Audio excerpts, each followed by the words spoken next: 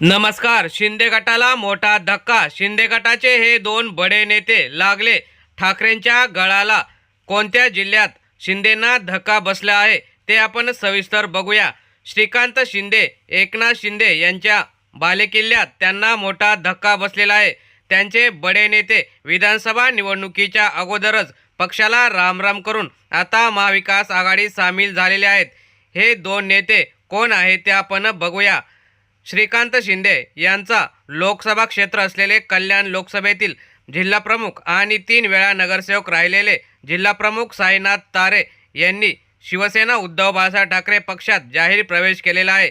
त्यांनी सांगितलं की ठाकरेंची शिवसेना हीच खरी शिवसेना आहे आणि त्यांनी आपल्या हजारो कार्यकर्त्यांसहित शिवसेनेत पक्षप्रवेश केला आणि त्यासोबतच मनसेचे गणेश नाईक यांनी सुद्धा शिवसेना ठाकरे यांच्या पक्षात प्रवेश केल्याने कल्याण विधानसभा असेल किंवा लोकसभा असेल, ठाकरेंची ताकद आता वाढायला सुरुवात झालेली आहे आणि शिंदेंची ताकद त्यांच्याच मतदारसंघात कमी व्हायला सुरू झाली आहे.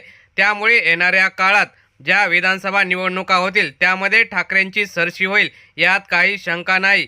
तर मित्रांनो, तुम्हाला काय वाटतं? असंच विधानसभेच्या पूर्वी किंवा विधानसभा निवडणुकीनंतर ठाकरेंकडे शिंदेंचे जे नेते आहेत ते येतील का? आपल्या प्रतिक्रिया कमेंट बॉक्समध्ये जरूर कळवा. धन्यवाद.